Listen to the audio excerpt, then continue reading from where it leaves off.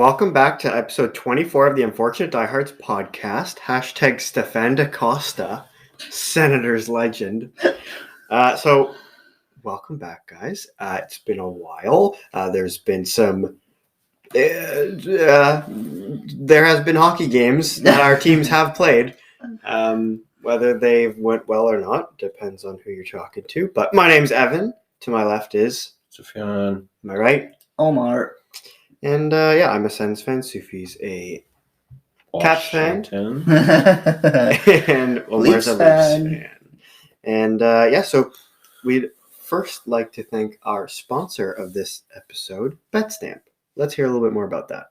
Are you tired of searching through countless sports betting sites to find the best odds and deals? Look no further than Betstamp, the ultimate tool for sports bettors. Betstamp is your all-in-one platform for sports betting with real-time odds and analysis from top sportsbooks in the industry. With Betstamp, you'll never miss a beat when it comes to finding the best deals and maximizing your winnings. Betstamp also provides advanced features such as bankroll tracking and betting trends, so you can make informed decisions and stay ahead of the game. And with their user-friendly interface and personalized alerts, you'll always be in control of your bets and never miss out on a winning opportunity. Betstamp allows you to follow other users to be instantly notified they are tracking their picks. Following winning users in the Betstamp pick marketplace is a great way to find new bets. So why wait? Download Betstamp now using the code DIEHARDS and take your betting game to the next level. The odds are ever in your favor. Awesome. Thank you, Betstamp. So quickly, we'll go over what we've been up to the past couple weeks or so, and then we'll move into what our teams have been up to. Sufi, how's it going? Good. I wasn't prepared for this. Well, what's new in your life? We had an interview with Brat Pack leader. That was fun. It's a really cool interview, actually. Really good interview. Yeah. You guys can check that out. And we're going to a New Jersey playoff game. So that's fun. Are we? Yeah. I'm surprised. That's the plan. Yeah? As of right now. Yeah, Omar's paying. Evan? How about That's you? all that's... that's cap. No. Sufi has more going on. But... Do I? I haven't really processed the last 2 weeks, so just go ahead. I went on a little bar trip. I was in Quebec. I also have a French test coming up, so fingers crossed I am bilingual. And been kind of disappointed in the Sens' amount of goals they let in. And that's my life. Pain. I watched Scream 6 last week. Oh. Why? You know what? I've found a liking for the Scream movies. Why? So I watched the fifth one the week before. Why? And I enjoyed it. Why? And then I decided to go watch the sixth one last week. No. And then before I watched the sixth one, I watched the first one. So I enjoyed the first one. So now I'm going to watch 2, 3, and 4 at some point. They're all on Amazon Prime. No. But yeah, so I watched Scream. This episode is brought to you by Amazon Prime. No, bleep that. No free promo. Yeah, I don't know if we'll ever get an Amazon Prime sponsorship. But yeah, apart from that, it's been working and watching hockey, watching the Leafs play, and watching the Sens spiral of. It's good stuff. I feel like we need to start. I feel like we need to start talking about the Sens. I feel like that's. In all fairness, all the teams that were in contention for the last 2 playoff spots are sucking. They are, but I feel like the Sens are in a different category. Well, the Sens were one of the 2 teams that were continuing to trend upwards.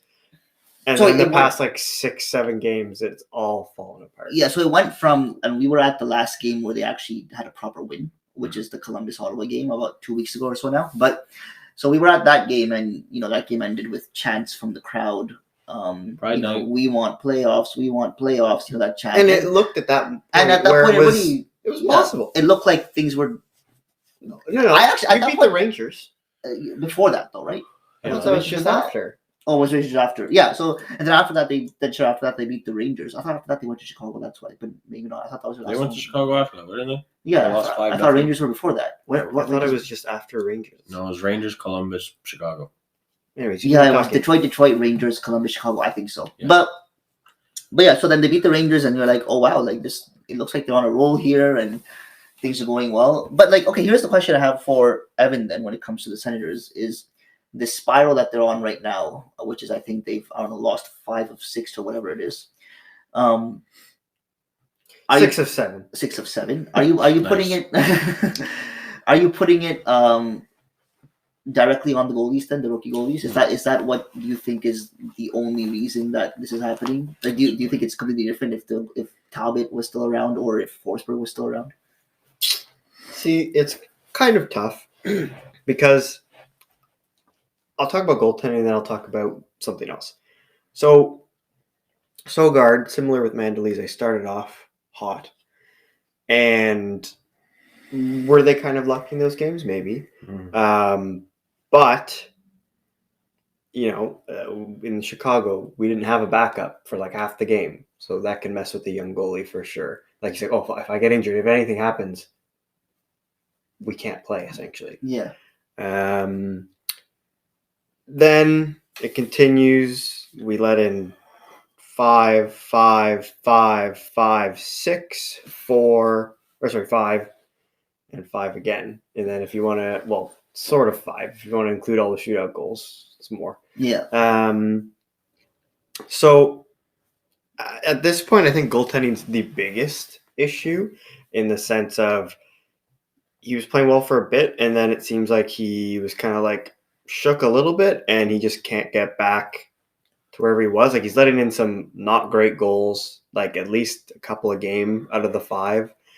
So in some of the games, the Sens have scored like 3 or 4, which are winnable games if you do say between 2 to 3, maybe even 4 goals, or keep it between that. But we're getting scored 5 or more every game pretty much, and that's hard to win. Because even if you have a great top 6 and have like some weapons on the blue line, you're not going to average 5 goals a game, even for like an extended period of time. Like Edmonton did it, but I think their last game or something, like they started going a little bit back down, like not 5 goals a game. Yeah. So it's just not giving us even a chance to win. Like if he was just letting in 3 goals a game, which is fine. Yeah. Like it's not good. It's fine. Yeah. That gives you a chance to win, but he's letting an average of 5 over the past 7 games. That means Ottawa has to score also 5 at least. We have to go 6 to win every night, and the issue is that you guys are scoring 3-4 goals a night. I think the last 3 games in a row you've got 4 goals maybe at least. Colorado you had 4. Toronto last night you had 4. Before that, who would you have? Edmonton beat 3. You had 3 as Edmonton. So you're scoring 3-4 goals a night, and if you're scoring 4 goals, in 11 goals over 3 games and lost all of them. But it's pretty weird. Like I mean, you look at just the game last night too. I mean, the first goal by McCabe, and we're out shooting them a lot too. Yeah, it's like 50 shots to like less than 30. I don't know. That was yesterday. I'm looking at other games. It's pretty much even shots on goal. Both. Yeah. It's like Ottawa's running a gauntlet where it's like. We're talking about this game right now. Where it's like both teams are just giving up like mid-30s in shots, and then the other team's goalie is just better. Yeah. But either way, you're not going to win with that defense and goaltending. So let's talk about the game last night. Now, in last night's game, goaltending, I think, is an issue on both sides in this case. Murray has given up 4 or more goals in, I think, 5 straight games, something like that. So he's obviously struggling a lot right now, along with your rookie goalies. So I think on both ends, maybe there were goals yesterday that they need to go in. But, like, for example, off the bat, like the Leafs, the first goal, the McCabe goal, I think that's a savable shot. I don't think that's a spectacular shot by Jake McCabe or anything. That should have been a save. I think if it was Talbot or Forsberg, that's a save. Marner made a good shot on the power play, but even that one, like I was saying, the Marner goal. The Marner goal was like savable. I think, So that's 2 goals off the bat that I think definitely savable. And at that point, Ottawa had like 30 shots. Exactly. Toronto had like 10. Yeah. So the other 2 Leafs goals, if I'm remembering, Yarncroke had 2. Yeah. And his, I don't, you can't blame the goalie on that 2-on-1 with Matthews when he was in alone. That's like, that's fine. But 2 of the 4 that Toronto had in regulation, definitely savable shots. Mm-hmm. And on the other end, if you look at Murray, that first goal was weird. I'm not sure if I blame him on that one, really. That's like couldn't really track that. But yeah, it would have been nice for him to make a couple more saves there. Like that Kachuk goal in the last 10 seconds, his positioning was really off on that. I mean, it was a deflection. It was a deflection, and McCabe went for a block, and it hit him and went right to Kachuk. So I get it. Yeah, but he was like flailing around. He was Most goalies flailing. have way more control than that. Like you got to be able to replays better than that. Yeah, and his the goal he let in against the goal before that against Kachuk, I think was probably savable. Kachuk's first goal, right? Well, Batherson whiffed on it, and then it went to Kachuk. So Yeah. he's expecting Batherson's shot. Honestly, I don't know. Murray Sucks. yesterday, but like yesterday, he made like what 45 saves or 48 saves. That wasn't really his fault. But Yeah. And so he went. Goaltending is what it is. Yeah. So I think goaltending was an issue on both sides, and the Leafs just ended up taking advantage of that. Because I don't think the Leafs win that game if Talbot or The Forsberg. shootout was hilarious. Oh yeah. Oh my gosh! I thought we were going to Kelly win like Yarcock. 3 different times. So Yarcock went fourth. as of right now, you're seven points out. Yeah. The Sens are 7 points out as of right now. New York Islanders have 2 games more played. Yeah. And they're the ones at, I believe, 78 points right now. I think And Buffalo is still like 3 in hand and like 6 back. No, Buffalo has 1 in hand as of last night, and they're 2 points ahead of Ottawa. Maybe 1 now because Ottawa got the 1 point yesterday with the shootout loss. But I think it's the race is tight still between. I mean, I would say now it's more between Florida. If Florida can manage to get one of the Pens and Islanders out, one of the Pens, if Florida overtakes one of those 2 teams, I think the battle's between those 3: Islanders, Penguins, and Florida. Oh, they have 3 in hand on the Islanders.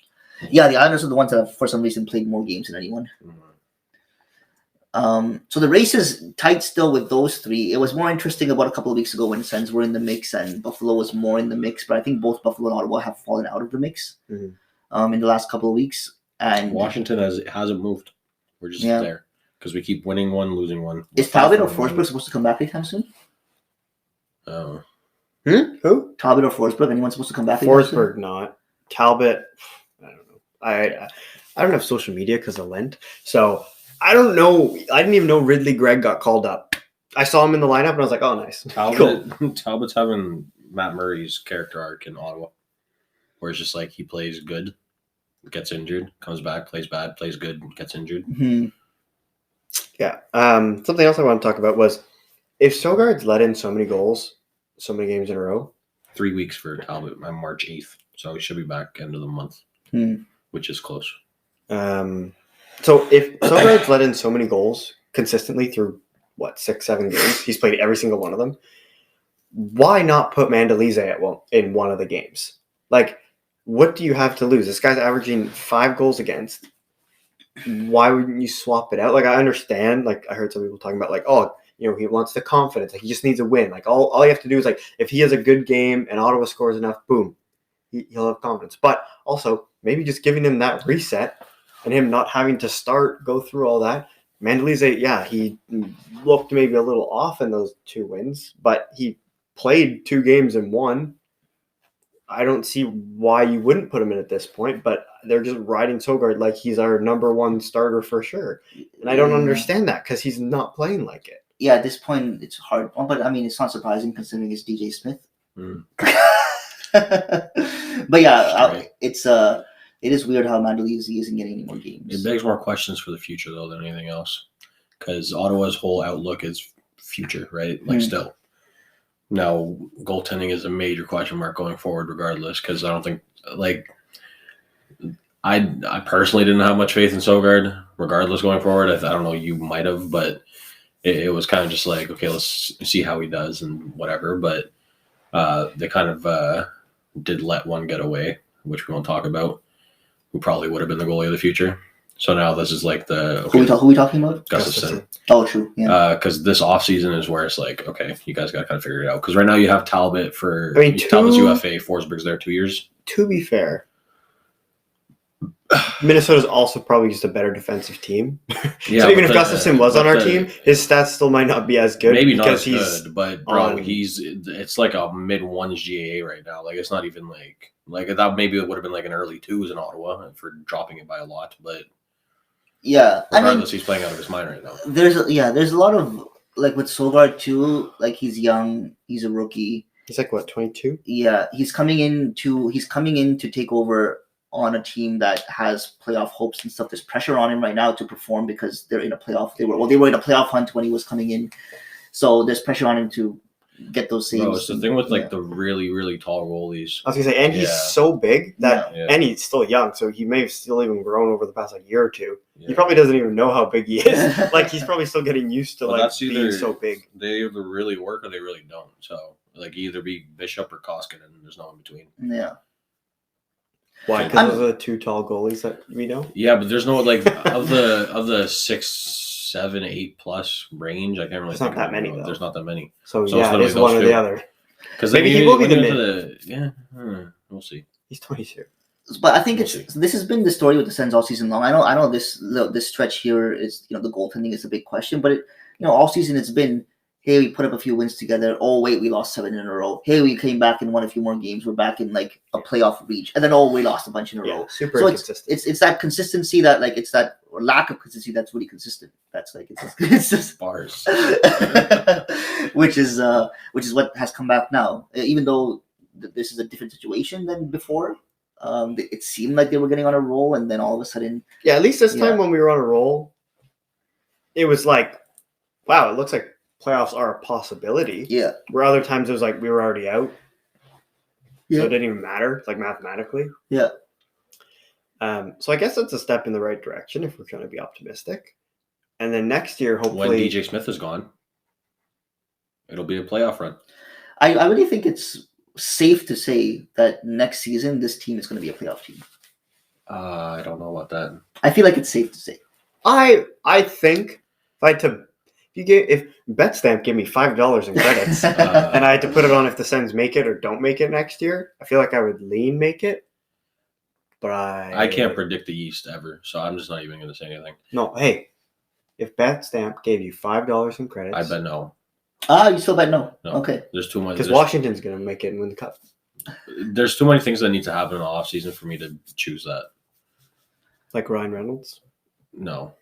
No, but I see them making the changes. Because I'm sure, but like, I think coaching needs to change. I think there's a lot of other things that need to happen in the bottom 6, blue line, and goaltending mostly that need to change. And it also depends on what other teams do. What happens with Buffalo? What happens with the older teams? Like, there's a lot of things that need to happen. There's probably like 10 or 11 teams going into next year that can make the playoffs. And that's my point. Yeah. So, and I don't think Ottawa's going to be one of the top 3 teams in that. No, I mean, I still think they'll be in a wild card category. That's the thing. And with wild card, how it is this year, I don't think that's changing next year. Yeah, but I mean, it just seems like they show so much promise. And if they make a couple of tweaks, they're there. Yeah, but you're hoping for that. Yeah. Right. Well, we'll see what happens. Yeah, I mean, I am on the boat that if DJ Smith somehow manages to still keep his job, then it's not happening. I'll be honest. I think all 3 of our coaches could be gone next year, because if Release loses in the first round, Keith's gone. Yes. DJ Smith should be gone, but he might not be. Yeah. And then Laviolette's contract's up, and McClellan, the way he's talking, doesn't sound like he wants to resign him. Yeah. And the entire fan base hates him, so it's pretty much done there. Yeah, coaching could be a thing. Does DJ Smith have one more year after this one on his contract? Mm-hmm. Did he re-sign, or was it like he had re-signed? But I think it was only like 1 or 2 years, and I don't know how long. I mean, I think. Do you know DJ Smith is tied for second all time in Sens wins as the head coach, or he is second all time? They've been a team since the 90s, bro. No, but how is that Brian Murray? He's probably first. He wasn't a coach for that long. But is Brian Murray first, or who's first? Jacques Martin is first, and DJ Smith has more wins than Brian Murray. Brian Murray had the hard, like a pretty good Sens team. Really? When did he switch to GM though? Because he might have switched in the middle. So 05-06 he was coach. 06-07 I think he switched to GM. Yeah, so I think maybe he was only coaching 1 year. You know who my mom's favorite coach of the Sens was? Who? Corey Clouston. Corey Clouston. Why? Because he reminded of the Mighty Ducks coach. but I can't. Oh, I see that actually. Yeah. But I can't. Guy Boucher had a better team, and Guy Boucher was around for Paul McLean as well. Dave Cameron. We had a lot of coaches. Walrus. But Paul McLean's team, that was a playoff team. Guy Boucher's team, playoff team. How is DJ Smith ahead of both of them? How long has he been there? This is his 3rd season, right? Mm-hmm. DJ Smith, this is his 3rd season, is it not? I think he's going to be an afterthought pretty soon. He should be. But that really said, like, Guy Boucher lasted 3 seasons, right? DJ Smith, after he got I think fired, he come was on the like podcast. 2. Is it even 2 full seasons? I know it was really good. Then Was it a mid-season firing? Well, might have even been Guy Boucher's first season is the 2017 when they made it to the final, the conference final. Right. And then the But season he's after that, they famously missed. always had a good first season with Yeah, teams. it's weird with him, even with Tampa. Yeah. And it was the exact same. I think they made it to conference finals. I think the bottom line here is when DJ Smith gets fired, he should come on the podcast, and we'll talk very nicely to him. Well, depending on the new sale, let's see if Dorian is around. Damn. But yeah, it's been an interesting and frustrating last little bit as a Sens fan. At this point, it's just kind of fun seeing Stutzel's 78 points in 65 games. Looks like he's going to score 40 goals. Hey, for me, the Sens season is a success based on what I said, like in the mid-season thing that we did. You want player performances are up there still. So yeah, besides, the only player that's been like met to me is Batherson. So for me, DeBrincat. I would say DeBrincat's been good. Can play better, but I don't think the style of hockey they play is tailored to him. And I feel like he could legit have 15 more goals. He's dejected. I think that, it's gonna be tough to resign him. But man, I love Claude. Do they want to resign him at $9+ million? Ask Pierre when he comes on. Anyways, yeah, just been tough. I'll give a 30-second rundown on my team. Win-loss. They're probably gonna finish 10th, or what 2 spots out of the wild card spot, or 1 spot out of the wild card spot. John Carlson should be back next week. He had a fractured skull and a ruptured artery in his ear. Wow. It was insane.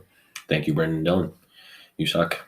And there was so Ovechkin, he missed a game last week against New York, and we are 0-8-0 the last 2 years without Ovechkin and Carlson in the lineup. And we lost that game pretty badly. So. Oh boy. Yep.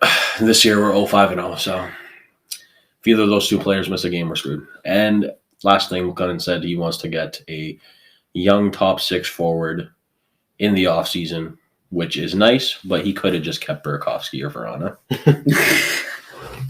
And by the way, stat, Verana 5 goals in 10 games with, I think, St. Louis, and when he came back with Detroit. Mantha 10 goals in 41 games. I hate my team. What about the Toronto Maple Leafs? The Toronto Maple Leafs they're plugging along. They're dealing with a couple of injuries now. Both new people they got. Bro, I just hate the whole 11-7. 11-7. Yesterday Why was. Why did they trade for defensemen, bro? Yesterday was 12-6, I believe. Yeah, yesterday was 12-6. That was probably injuries, wasn't it? That was because of a Chari injury, and they needed to. Marner played about almost 30 minutes the night before against Carolina, and they were on a back-to-back. So yesterday's Keefe lineup wasn't so much about deploying for a win; it was more about managing ice time. I think they got the win still, but honestly, I really don't think he was going. He wasn't tailoring that lineup to match up with Ottawa. He was tailoring that lineup because they want a back-to-back. If they go 11-7, yeah. If they go 11-7 in the playoffs, they're going to lose.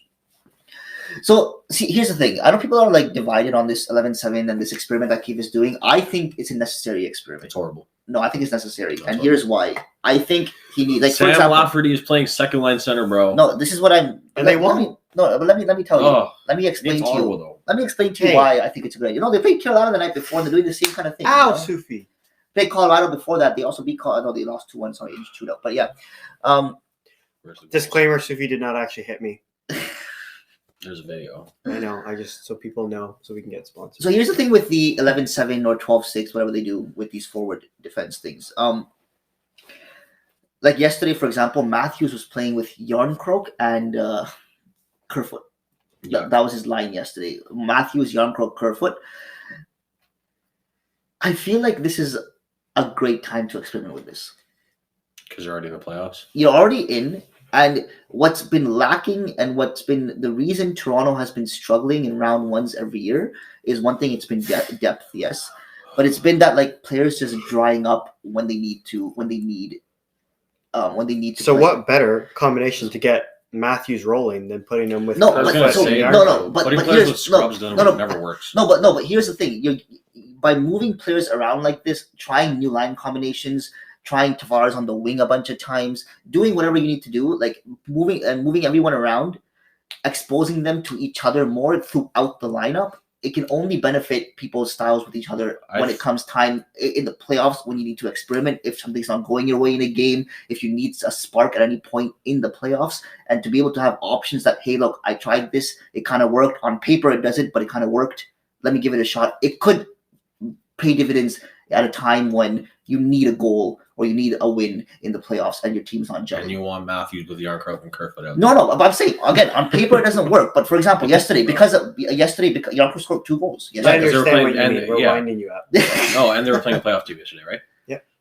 No, but I mean, even the playoff caliber. Yeah. I mean, I don't really agree with what you're saying, but regardless, it doesn't really matter. I think it's like, because the only reason they're really doing this is because of O'Reilly being out. That's one thing, but they were doing it before too. Like they were experimenting with Riley, they're experimenting with 12-6. Yeah. But so and what this can, like, for example, last year, like, what makes sense on paper? Matthews, Marner together. What didn't work in Game 7? Matthews, Marner dried up, and what's happening against Boston, against Montreal, 4 or 5 years in a row, Matthews, Marner drying up, or some, these top guys with each other. Switch it up a little bit, get them rolling with some other guys, and get them exposed to everyone. Keep the lines how they should be when it comes to playoff time. But hey, look, like we can look back to this and be like, hey, look, Matthews with Yarncroke and Kerfoot, throw them out if something's not gelling in a game in the playoffs. Just throw them out and see what happens. And, I really hope that's the last ditch effort. Yeah, but I mean, put Tavares on the wing. Get O'Reilly up there. We need an adjustment in playoff, mid-game, whatever. I want to see Tavares, O'Reilly, Simmons on a line for some reason. I think Simmons was supposed to play last night. Slow. I think so. Yeah. Also, which 2 defensemen are they going to bench in the playoffs? I mean, honestly, it's looking like, Shen played 2 in a row. Hall's been out for 2 in a row. I think Sheldon Keefe is liking Shen's game right now. Concerning. So I don't know. I don't think Shen's going to be a playoff starter. Personally, I think he could be. What do you think, Shen Gustafsson out though? I think so, but again, I think Gustafsson for sure out. I don't think Gustafsson is starting come playoff time. Poor guy, man. Hey, he has 30-something assists. Yeah, that's what I'm saying, bro. This guy was just plugged on the power play. Yeah, I do think he should have gone to like San Jose. He should have gone to like. You go, say. Yes, I do think Gustafsson is out come playoff time. I do have an inkling that Shen might squeeze in over Hall. He might. That's the one Caps thing I forgot, bro. Rasmus Sandin is amazing. Oh, true. There you go. Bro, he 10 points in 7 games. Been good defensively, which is very not expected. And he went from playing 15 minutes a night in Toronto to playing. First game was 21 minutes. Since then, it's been 25 and over in every single game. Wow. He has looked the part. And now, whenever I see Riley there in Toronto, I'm like, damn, Sandin looks so much better. He could have been in Toronto. Sandin was also great on the power play. And he's looked really good on the power play, yeah. But like a lot of his 5 play is what surprised me, because power play, like with a guy like that, it's kind of expected. But the way he like moves and like does a lot of cross ice passes and like they all just hit. It's perfect. So yeah, very happy with him. Good for the future. Yeah, I mean, but Sandin, we've always known he would produce, and and we always knew he'd be better than Riley. Riley and Gustafsson was a funny pairing when that happened. Yeah, he's trying a bunch of stuff. That doesn't work on paper, and I really don't think that would work in real life either. So today we're going to try a different game. So we're going to be drafting individually. So we'll go one at a time, snake draft style. I'm going to keep track of this. Yes, please. Sure. So what we're going to be doing is, let's say Omar goes first. He'll pick something, so we could be drafting like left wingers. We could be drafting like defensemen. We could be drafting elite scorers. And so each time we do this game, we're going to be drafting someone. We each have 10 to 15 seconds to make a draft pick, so you can't take too long. And then at the end, we'll get you guys to vote on whose team is the best. So, as this is our first time trying out this game, the thing we're going to be drafting today is you have to draft an all-time best starting lineup. So, more or less, we could say if it makes sense for like you can't say, you only have a center position left and draft Ovechkin. But if you're like, okay, I have Crosby, but I could move like Stamkos to the wing or something. Just an example. That makes sense. Are we doing LDRD or no? No, just like two defensemen, they can be if you want. But they don't have to be. Okay. For my purposes, I will do LDRD. And so, as Omar's the oldest, he will go last. Okay. And because Sufi is the youngest, he will go first. Okay. So if you start us up. I'm the youngest? No. Just going left to right to left, depending on where you're looking. Okay. And so Sufi can draft whatever position he wants first. And then it'll go me, This is Omar all twice, time, right? back to me. Yes. Okay, I'm going Gretzky at center. All right. I'll go Lemieux at center. All time. Paul Coffey. Interesting. You get 2 picks in a row. Snake draft. I get 2 now. So I'll go Paul Coffey. I'll go Paul Coffey. Interesting. Okay, I'll go Bobby Orr for D. Okay, I was like, why do you? Okay, Or coffee or combo. Wow. that's an offensive lineup. I will go with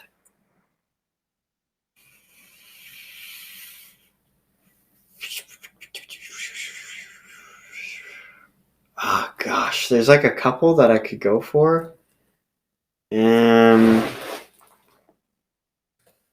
I'll go with Jaromir Jagr.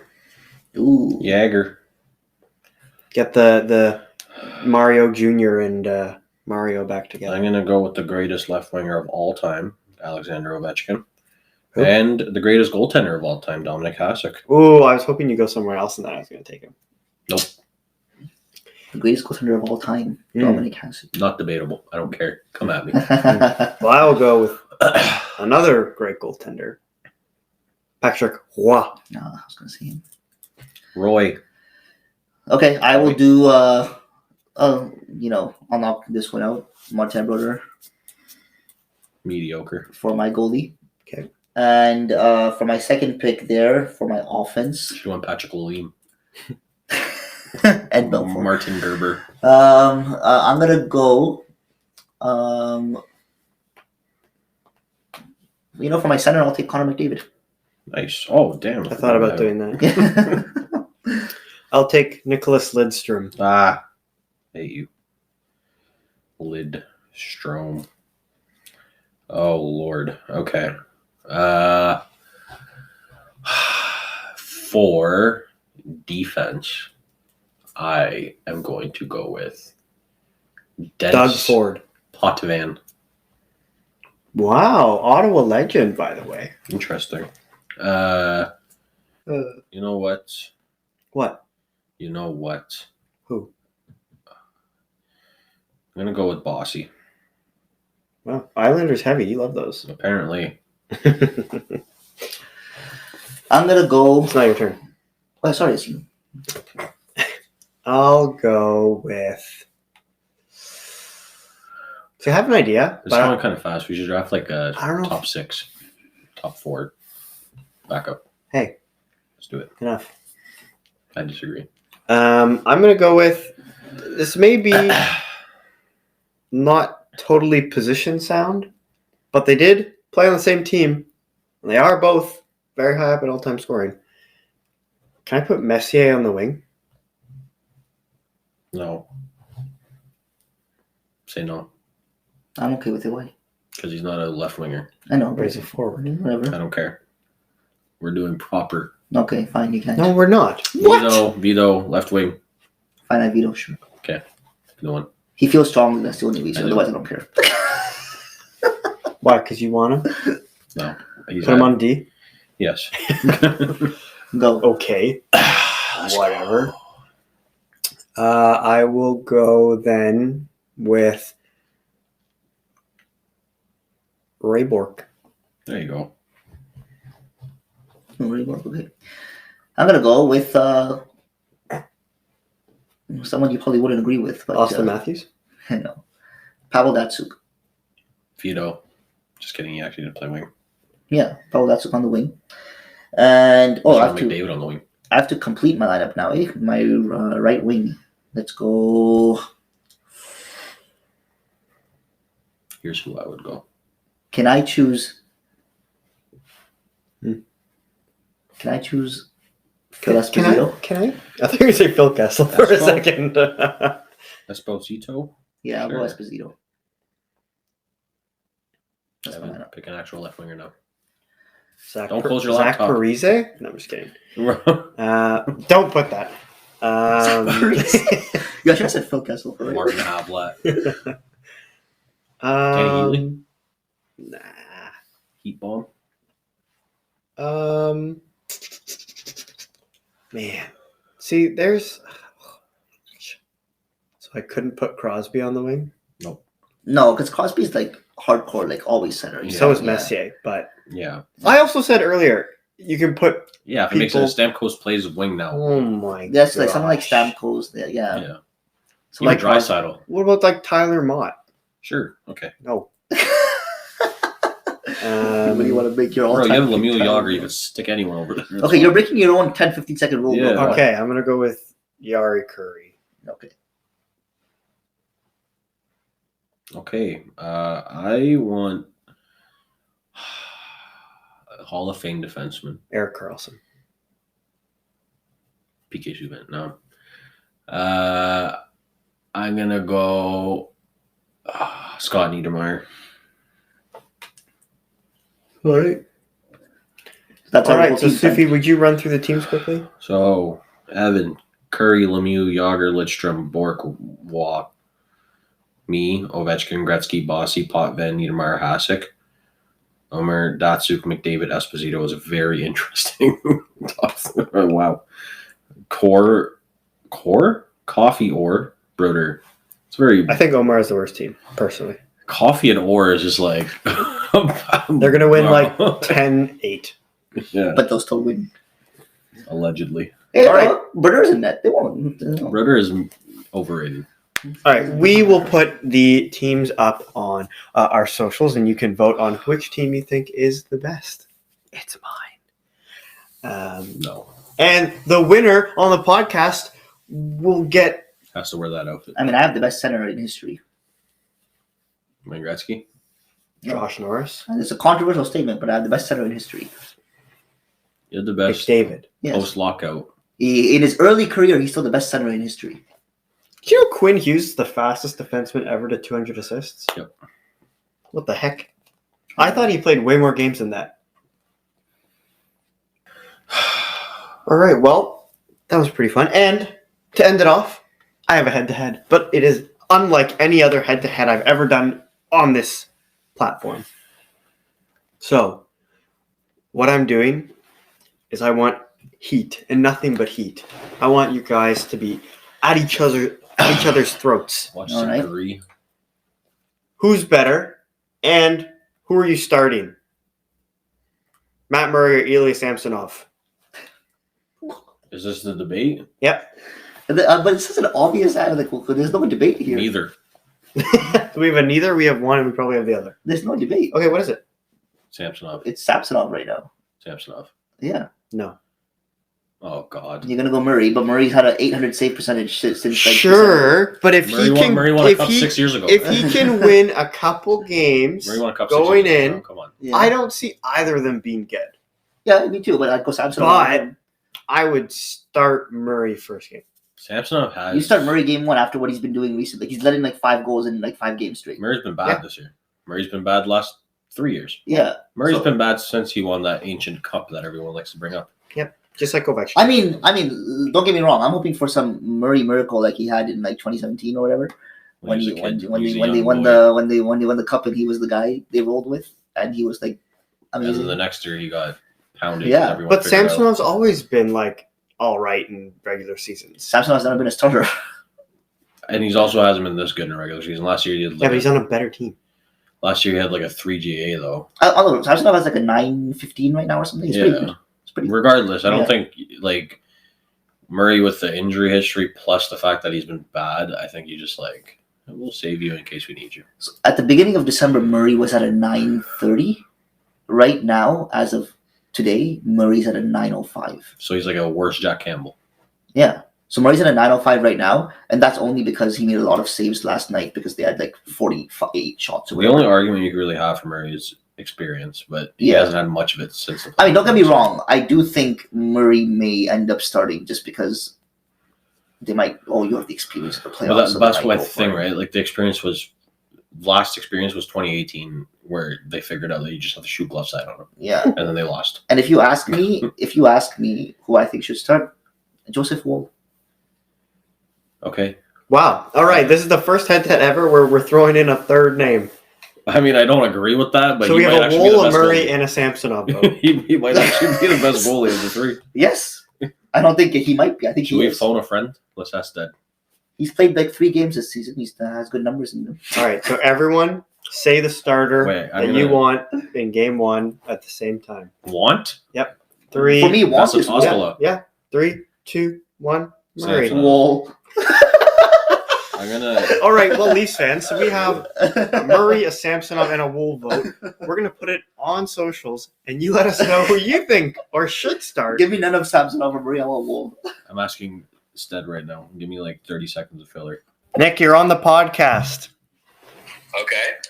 Who do you think should start for the Leafs in the playoffs out of your 3 goalie options? We have Definitely. between Samsonov, Murray, and Joseph Woll. Who would you pick? I love the Joseph Woll inclusion. I would go with Samsonov. Let's for go. Sure. Yeah. I think he's been a lot more consistent. I think. That's all we needed. I mean, Murray's had health issues, but it's also been performance issues most of the year. So. Performance anxiety. Yeah. Okay, good. Thank you, Nick. I'm nervous about both, but we'll go Samsonov. Thanks, fellas. All right, thank you to special guest Nick St. Denis for weighing in on his goaltender of the Leafs expertise. Yeah. I think his conclusion was they both suck, but Samsonov. Yeah, which is my conclusion too. Which is why I'm like, you know what? Forget both of them. Let's go Woll. We're done. It's fine. Well, does anyone else have anything else to add? No. There's just so much hockey, bro. There is so much hockey, and we'll be recording again soon, and we'll have our regularly scheduled programming. So we'd like to thank you once again for tuning in to the Unfortunate Diehards podcast. You can check us out on Apple Podcasts, Spotify, SiriusXM, iHeartRadio, Stitcher, Google Podcasts, Amazon Music, Spotify, of course, and YouTube. Great. Instagram, TikTok. Instagram, TikTok, Twitter. We'll put up some polls there. So vote on those. And we'll catch you in the next one. Have a good night, guys.